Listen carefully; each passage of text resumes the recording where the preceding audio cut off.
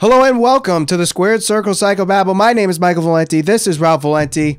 And tonight we're talking about Vince McMahon returning to Monday Night Raw, creating news in WWE, creating predictions and spoilers.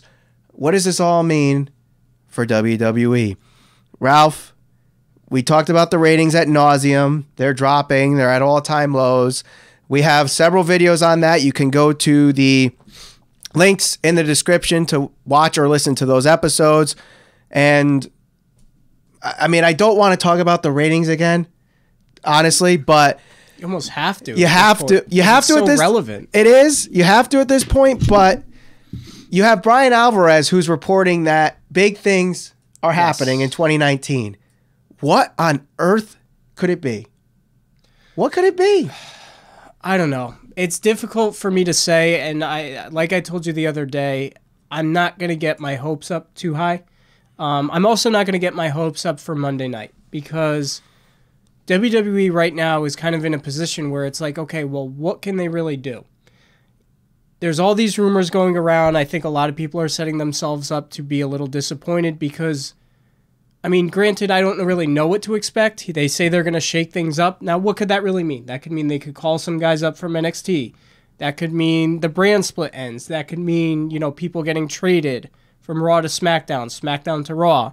But that doesn't necessarily fix the biggest issue, which is the storytelling, the bad booking, the lack of top guys who are over right now, the fact that John Cena is not there anymore, not at least in a prominent role, that Roman Reigns is out, you know, with his illness, that Brock Lesnar is a part-time wrestler. So at the end of the day, what can Vince McMahon legitimately come on Monday Night Raw and announce that's going to change things significantly? Honestly, maybe he addresses all of this. Maybe he comes out on Raw and pushes a creative reset button and says, listen, Brock Lesnar has to defend his title before Royal Rumble or else he's vacating it. Maybe he has to say John Cena is still under contract by WWE and he has to show up and pick a show. He can't be on Raw or Raw and SmackDown. He has to pick a show. Maybe he goes there and fires Baron Corbin as the creative reason why the ratings are low. Well, I don't. He brings up the fact that Raw won 6-0 at Survivor Series, and the show is still not the A show that he wants it to be. Right. I think he's going to bring a lot of this stuff up. I think he calls out Seth Rollins, and maybe they do similar to what they did with Roman Reigns before WrestleMania 32, and the storyline will be Seth versus the corporation, Seth versus the authority and the corporation, or whatever you want to call it, leading to him winning the Royal Rumble and facing Brock Lesnar. See, but one of the problems I have with that is I think the whole evil villain dictator general manager storyline is just dated now. But no one does it better than him. Nobody does it better than him, but he's also 70 some odd years old 74. at this point. You know, they already did that with Triple H and the Authority, like we just talked about, and Seth Rollins, and I don't know if that, again, I don't know if that's necessarily going to fix the main issues. The one thing I will say is so Monday Night Raw last week, you had Seth Rollins come out and actually address the issues that people have been talking about. Right. So talked about Baron Corbin being on Monday Night Raw far too much, talked about the ratings being terrible. And can you believe people still complained? Well, no, I get it because it's almost like them. It's a double-edged sword. So was it good? Was it compelling? It was probably the most compelling segment I've seen on Monday Night Raw in a very long time. That being said, it's also kind of WWE admitting that, look, yeah, we know our product sucks right now, and we're acknowledging it. So it's like, you know, you go into the room and you're pointing out the elephant. So is that a good thing? Is it a bad thing? I mean, if you know it's that bad, if you have to have Seth Rollins go out there and say that, why aren't you fixing it? Like, you can't fix it overnight. But there's no effort to fix it. That's the problem. They only had one show to fix it right now. And it was better than the 2 weeks before that. This is not a problem that happened 3 weeks ago. This is a problem that's been building for years now. Like I've been saying, you fail to invest in your mid-card to make people feel special. Now with all of these guys out, like I just said, Roman Reigns, John Cena, Braun Strowman's not there, Brock Lesnar's there part-time. Now you want these guys to carry the torch, and it's like, who the hell cares about Dolph Ziggler at this? He's damaged goods. Seth Rollins, okay, great. He's great in his role.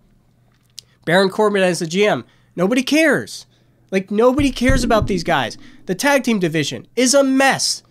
They followed up with the, their way of kind of changing things up a bit. Okay, Bobby Roode and Gable, they won the titles, but in such a silly way. Like, the 3-on-2 match is just silly. I mean, why should people care? Seth Rollins came out, he talked about the Revival. If they're that good to the point where Seth Rollins has to come out and point at, hey, the Revival, there's so much talent here. Use it. You haven't been utilizing it. And I understand there's been injuries, but at the same time, I feel like, I think to kind of sum it all up, it's like the Roosters have come home to roost. This isn't something that just happened 3 weeks ago. It's a culmination of all of the issues, all of the things that have gone on throughout the years. Excuse me. Like Jinder Mahal, right? Having a title reign. Now he's essentially a jobber. Going back years before that, the Great Khali, having a title reign. Little things like that where the fans just look at it and they're like, I just don't buy this. And now New Japan is growing. The Elite is growing. Those things are popular outside of WWE. NXT is awesome, consistently outperforms the main card on pay-per-views. So people are like, well, screw this. I'm not going to watch Raw. It's terrible. I'm going to go watch this on YouTube or wherever else they're watching. But, those are the issues. That's the issue at hand. Not just, oh, well, the show's been bad for 3 weeks. The show's been bad for 3 weeks, but it's been bad for a long time, and they haven't put the effort into kind of establishing a mid-card where now you can feel like, okay, these guys are special. Right. Well, again, I'll reiterate by saying you can't fix it overnight. You can't. You address it like they did with Rollins. Vince McMahon comes out, addresses it even more. Now, the tweet that everyone is talking about, announcing that Vince is coming on Raw to shake things up, makes me believe that it's going to be a superstar shakeup. Yeah. Which I think is desperately needed because SmackDown's roster is really deep and Raw's is really thin. So you could bring a guy like Andrade Cien Almas, a guy like Randy Orton, Rusev, guys that are in and out on TV, don't have consistent storylines, not really doing much with them. Maybe you bring Sanity over too. They need to bring some people on SmackDown over to Raw. In fact, I would go off and say, everyone wants to say that Raw is too long. Raw needs to go back to 2 hours. Maybe that's not the issue. Maybe the issue is they have such a depleted roster, they can't fill 3 hours without having those guys have multiple segments. Whereas SmackDown, you have not enough segments. And guys like Andrade Cien Almas isn't doing anything. Samoa Joe isn't doing anything. Like Shinsuke Nakamura, Rusev, Samoa Joe, and Jeff Hardy do not have a match at TLC tonight. Or yesterday, as this is going to go up Monday morning. They don't have a match at TLC. So put some of those guys on Raw, and they only get one segment. And that's how you build Raw. Because I think a lot of people, I mean, maybe it is not warranted. Maybe it is, but people seeing Baron Corbin on multiple times, they don't like it. I like Baron Corbin. I don't think he needs to be on 4 or 5 times a show. On far too much. Yes. I think the problem is, there's a difference between heat, like, boo this man, we want to see him get his ass kicked, and, man, this guy sucks, I'm not watching this. And I think he's kind of on the line where I don't mind Baron Corbin, but I know a lot of people really dislike him to the point where I'm not watching Monday Night Raw because he's all over the product. He's everywhere. He's in the main event. I mean, and the other thing I think WWE kind of struggles with is paying attention to the finer details. So one thing I did like from the show is the way they utilized Heath Slater. And he's going to play a big role going forward. The problem is, I think WWE kind of books on the fly, and that's been the rumor for a long time, that they don't plan out, right? Now, essentially what we know has happened with Heath Slater is they were placed in a match, Rhino versus Heath Slater. if you had made that seem a little more relevant, if you had put a couple more weeks into building that up, it would feel special. But it was just kind of like thrown out there. Okay, well, you guys are going to have a match, and the winner goes home, and this is your new role as the ref. If you had done little things where you're building tension between those two guys, like have them come out week after week and say, you know, you're not using us. We want a match. We want a match. 3 weeks in a row.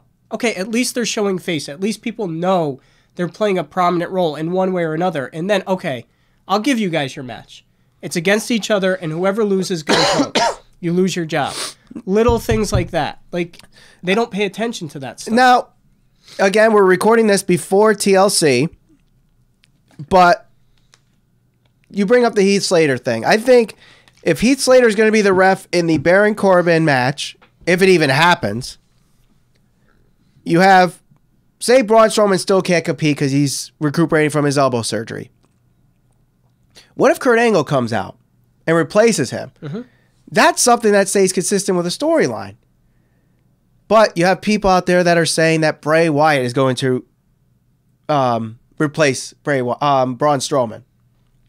And they would rather have that than Kurt Angle, because Kurt Angle is the predictable guy. Bray Wyatt is not the predictable guy. So I think the fact that people dislike the predictability at times has forced WWE to kind of not stay consistent with storylines, because fans just crap on anything predictable now. Well, I think they crap on it because, again, it's just like a lot of times they don't make things feel special. Mm-hmm. Like right now, Kurt Angle's been off TV. So when he comes back, it'll probably feel special, but what kind of role is he going to play? You know, if maybe Vince comes out and reappoints him as GM. I know, but I'm saying if they had done a thing where, okay, we had Drew McIntyre essentially embarrass Kurt Angle, right? They had their match. He beat the crap out of him. He beat him with the ankle lock. Why not tell that story where Kurt Angle is now, he's got a gut check to his ego and he's trying to rebuild himself. Everybody loves a grudge match, but if there's something else that people enjoy more than a grudge match, if not just as much, is a comeback story. Kurt Angle, follow him around where he's retraining himself. He's dedicated. He wants to come back. Have him go to NXT, seeing if he can prove himself to some of these young guys. Like little things like that, establishing a story so that way, okay, when he comes back, you have a story that you can be invested in. Like there's an emotional connection to that, not just, hey, here's Kurt Angle, remember him? Well, what if they do that on Monday night? Vince offers the GM role back to Kurt. Kurt says, no, I don't want to be a GM. I want to be an in-ring competitor. Yep. And that starts that storyline. He enters with Ric Flair. He enters the Royal Rumble. Maybe Drew McIntyre is the one that eliminates him, and then that furthers your story there. You know, and I bring up the fantasy booking that I did on the TLC match. Whoever wins, what the road to WrestleMania will be like. And I listened to other people's fantasy bookings, and you know, this is where I think fans get too annoyed with WWE's booking, is because they fantasy book everything thinking they could do it better, but they don't understand the logic that has to get put into place for that to happen. They just go, oh, we're just going to throw the Undisputed Era here. We're going to call up this guy. We're going to magically have someone return out of nowhere. They add the fantasy to fantasy booking. And that's the fun of fantasy booking. I have no problem with that. But when I do my fantasy booking, it's logical. Okay, this one lost, so let's have her do this to get a comeback story. Similar to what you're saying. If this person wins, she does this. If she, you know. So I think that's what WWE needs to do. They don't need to do fantasy booking like the fans want them to do. Yeah. Just be logical. Yeah. And I think right now they're trying to fantasy book, and they're missing holes in their story, or they're showing holes in their storylines because fans want to see this and that and that, and they're like, well, how do we do that? Oh, let's just throw them in there. Yeah. And there's no plan. Part of the other problem is, I understand this is now a family show and they have to cater to a certain type of audience, but I'll give you an example. I was watching SmackDown and I saw the bar and the rap battle. Yeah. I mean, come on, man. Like, who is writing this stuff? Like, that's the best. You didn't like Ice Ice Shaming? No, I thought it was god-awful, cringe-worthy. I don't understand how. First of all, if you're catering to kids, are they even going to know what Ice Ice Baby is? Probably not. That song is how old now? Yeah, but it's still, people still play it on the radio. They still play it on the radio, but I highly doubt the demographic that we're trying to target. You know, okay, it's fun, it's this and that. First of all, it's not fun. Second of all, it's stupid. And third of all, you're wasting the talent of Sheamus and Cesaro, making them look like jackasses. In my opinion. That's my opinion. I'm sure most people would agree, but they keep wondering why. Oh, well, why are our ratings slipping? That's an example, man. If I see that, I'm changing the channel. That's garbage. Right. So, to wrap it up here, Vince McMahon comes out, opens Monday Night Raw. What do you think he's announcing? Or what is he doing to shake up Raw? You want my honest opinion, and I told you this before, Baron Corbin, assuming he wins his match in one way or another with Strowman at TLC, goes out, Vince calls him out, Vince fires him, and I bet you anything the biggest shakeup is going to be like appointing Alexa Bliss as the general manager. That's it. That's it, because maybe a call-up, EC3 maybe a logical guy right now. Could be. Other than that, I mean, what else could they do? It's not like the Elite's going to come out. It's not like, you're going to get Rock or Stone Cold or somebody big to go. So do they bring up Lars Sullivan in this announcement? It's interesting you point that out. Have they even been showing his promo? Yeah. This week they did on Raw, unless I overlooked I think they did on Raw. I don't remember on SmackDown if they did. I don't remember. I mean, but now would be I'm pretty sure they did, because every time they go to the package, Corey Graves is always going, "It's the Freak, Lars." Like, he always has the same cue, and I mean, yeah, it'd be great if he made his debut. And interesting enough, weren't him and EC3 feuding right before? So I mean, we'll see what happens. I don't know. I'm not getting my hopes up. I don't think it's going to be anything significant to the point where, like you said, you can't fix it overnight. Does someone interrupt him, Vince? If it is, it should be Seth Rollins who comes out and says, "You're to blame. Everything he said to Baron Corbin, you're to blame. You let it get this bad." I have no problem with that, building the tension. Maybe somebody comes out and tells Vince, like they did this storyline going back years ago, but there's a vote of no confidence. Like, there's shareholders here. Like, you're out, Vince. It was Triple H, and he said, "That's right. I'm sorry. I love you. You're fired." Like, something like that. But who Bring takes back over? Johnny Ace? Oh, God. Oh, my God. I don't know. I really don't know, but my two predictions would be EC3 getting called up and Alexa Bliss being appointed. Other than that, I think you're going to get a pretty standard Monday Night Raw edition. I believe they will announce a superstar shakeup, and with that, they are going to put Andrade Cien Almas and The Dream? No, I don't think the Dream's getting called up. So on Smack, it's going to be I think Rusev and Andrade Cien Almas are going to get moved over to Raw, because they need something added to the mid card right now. Like, it's all main event for 3 hours, and they just have nothing there. Maybe Vince says the women tag team titles. Interesting. Maybe in the middle of his thing, Stephanie McMahon comes out, because she has to announce all the women first. She's the one that announces the women tag titles. Maybe Shane McMahon comes out and they swap roles. Maybe Stephanie gets moved over to SmackDown and Shane moves over to Raw. Maybe The Miz goes back to Raw, because they love swapping him on every shakeup. We'll see. Something needs to be done. But what do you guys think? What is Vince McMahon going to do on Raw? What is the big shakeup that they're rumoring, and what is the big plans in 2019? Let us know in the comments. Tweet us at SCPB Podcast. Make sure you subscribe, hit the bell for notifications, as we're trying to get to 1,000 YouTube subscribers before the Royal Rumble. And if you're listening on your favorite podcast provider, make sure you subscribe, review, and share so that more people can hear the Squared Circle Psychobabble. For Ralph Valenti, my name is Michael Valenti. Thank you for listening to the Squared Circle Psychobabble.